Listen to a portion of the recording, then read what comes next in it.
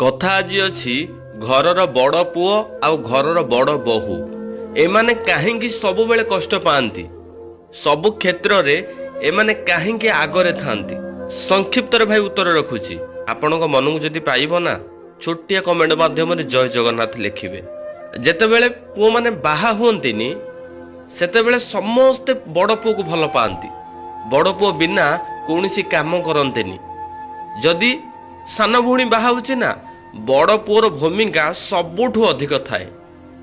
ସବୁ ତଦାରଖା ବଡ଼ ପୁଅ କରିଥାଏ। ଯେତେବେଳେ ବଡ଼ ପୁଅ ବାହା ହେଇଯାଉଛି ନା ବଡ଼ ପୁଅ ବାହା ହେଇ ସାରିଲା ପରେ ଯେତେବେଳେ ଘରକୁ ଗୋଟେ ବୋହୂ ଆସୁଛି ହାରି ନା ନଣନ୍ଦ ସେ ପୁଅର ଭଉଣୀ ଭାଉଜ ଯେତେ ଭଲ କରିଥିଲେ ବି ଏମିତି କିଛି ନଣନ୍ଦ ଅଛନ୍ତି ସବୁବେଳେ ତା ମା ପାଖରେ ଯାଇକି କହୁଥିବେ ସେ କିଛି କରୁନି, ସେ ଘରେ ଖାଇକି ବସୁଛି, ଏମିତିକି ଅନେକ ତା ବିଷୟରେ କହିଥାଏ।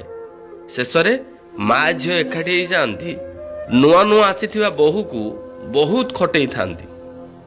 ନା ସେ ସ୍ୱାମୀଙ୍କୁ କହିପାରୁଥିବ ନା ନିଜ ବାପା ମାଙ୍କୁ କହିପାରୁଥିବ, ଏମିତିକି ସେ ନିଜ ଦୁଃଖକୁ ନିଜେ ଚାପିକି ରଖିଥାଏ। ଯେତେବେଳେ 8-10 ବର୍ଷ କି 5 ବର୍ଷ କି ବର୍ଷେ ହେଇଯିବ ନା ସେ ଆଉ ତାଙ୍କର ଅତ୍ୟାଚାର ସହିପାରିବ ନାହିଁ। ଯେତେବେଳେ ସେ ମୁହଁ ଖୋଲିବ ସେତେବେଳେ ତାକୁ କହିବେ ଏଇଟା କଳିଆଣ୍ଡା ବୋଲି।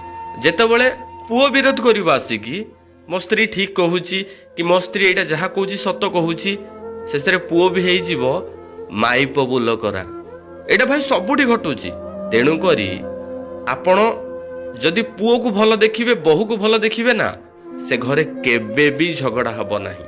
ଯଦି ସୁନାର ସଂସାର କରିବାକୁ ଚାହୁଁଛନ୍ତି ନିଜେ ବୁଝିବା ଆଗରୁ ସମସ୍ତଙ୍କୁ ବୁଝେଇବା ଦରକାର। ଏ ହେଉଛି ସୁନାର ସଂସାର।